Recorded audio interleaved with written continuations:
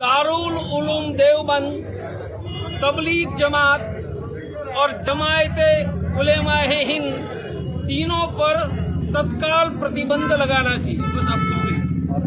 Hello दोस्तों, मैं हूं उमर अदीज़ और आप देख रहे हैं यू आर अदीज़।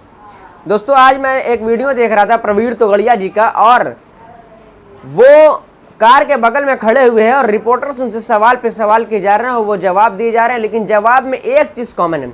हर सवाल पे जो जवाब दे रहे हैं उसमें एक चीज़ कॉमन है, वो है नफ़रत। जी हाँ, वो देश में नफरत घोलने का काम कर रहे हैं और आपसी भाईचारों को खत्म करने का काम कर रहे हैं। वो देश के हिंदुओं को ये बताना चाहते हैं कि ये जो मुस्लिम हैं तुम्हारे देश में, ये गद्दार हैं।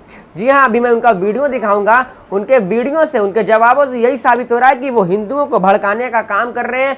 और जो भी हिंदू भाई अभी जितने भी हिंदू भाई हैं और जो आपसी भाईचारे को बनाए रखने की कोशिश कर रहे हैं, उनके बीच भी वो जहर घोलने का काम कर रहे हैं। और वो ये चाह रहे हैं कि देश में जितना भी मुस्लिम है उसको बंद कर दिया जाए, जेल में बंद कर दिया जाए। जमीयत उलमा हिंद, तबलीगी जमात, ये सब लोगों को वो बंद करने की बात कर रहे हैं। वो ये कह रहे हैं कि जब पाकिस्तान में 1 करोड़ तबलीगी जमात वाले थे और वो 70,000 तालिबानियों को पैदा कर सकते हैं, तो इंडिया में, हिंदुस्तान में 7 करोड़ तबलीगी जमात वाले हैं, तो वो कितने तालिबानियों को पैदा कर सकते हैं। सोचने पर दोस्तों, अब सोचेंगे तो यही लगेगा आपको कि ये बात तो बिल्कुल सही है।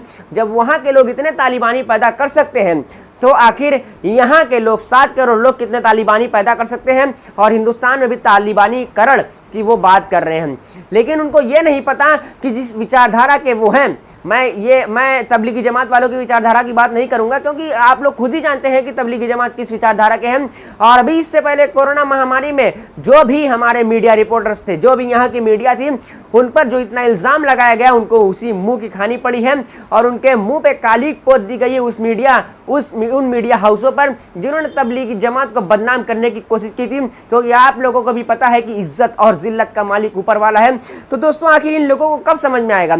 ये जैसे प्रवीण तोगड़िया लोग, इन लोगों को मैं कहता हूं कि जेल में बंद कर देना चाहिए और इन लोगों को फांसी की सजा दे देनी चाहिए। क्यों?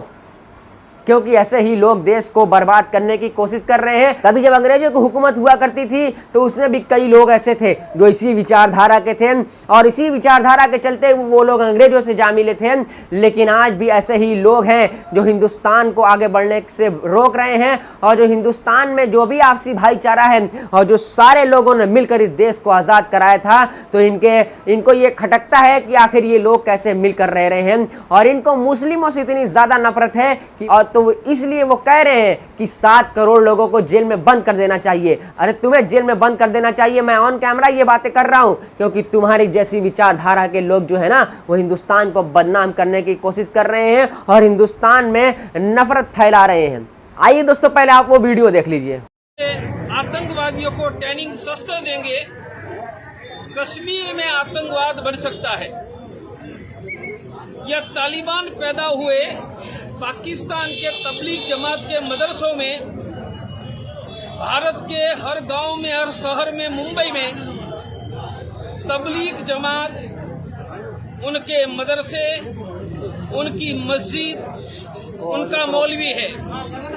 पाकिस्तान में तबलीग जमात के 1 करोड़ से कम लोग थे, उन्होंने 75,000 तालिबान पैदा किए। भारत में 7 करोड़ तबलीगी है, तो भारत का तालिबानीकरण का खतरा ज्यादा है। भारत सरकार को तालिबानों का विचार का केंद्र, आइडियोलॉजी का, दारुल उलूम देवबंद, तबलीग जमात और जमायते उलेमाए हिंद तीनों पर तत्काल प्रतिबंध लगाना चाहिए। बस आपको ये बात कर रहा है जमीयत उलमा हिंद की। जमीयत उलमा हिंद 1919 में बनी थी और उसके बाद से ये इसीलिए काम कर रही है और लोगों को शिक्षित कर रही है, लोगों को पढ़ाने का काम कर रही है। जमीयत उलमा हिंद हो या तबलीगी जमात, तो तबलीग का काम कर रही है और नॉलेज को बढ़ावा दे रही है। जी हाँ, लोगों में नॉलेज बढ़ा रही है, लोगों के लिए तबलीग कर रही है। और इनको क्या पता कि तबलीग का मतलब क्या होता है।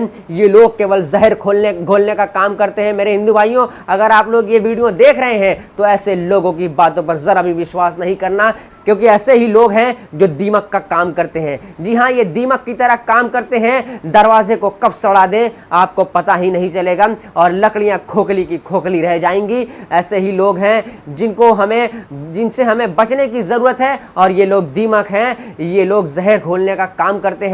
मैं गवर्नमेंट से ये रिक्वेस्ट करता हूं कि जो लोग भी नफरत की बात करें और जो लोग भी नफरत फैलाने की कोशिश करें, जो लोग भी हिंदू मुस्लिम को बांटने की कोशिश करें, वो ऐसे लोगों को जेल में बंद कर देना चाहिए। जी हाँ दोस्तों, और विकास की बात करें, भाईचारे की बात करें, ना कि ये बात हो कि 7 करोड़ तबलीगियों को बंद कर देना चाहिए। अरे तुम्हारे बाप का राज यहाँ पे चलता है, तुम्हारे बाप का राज यहाँ पे चलता है क्या? तुमने ठेका ले रखा है? तुम जानते हो कि ये सब तालिबानियों की जैसी सोच रखते हैं और तुम्हें क्या पता।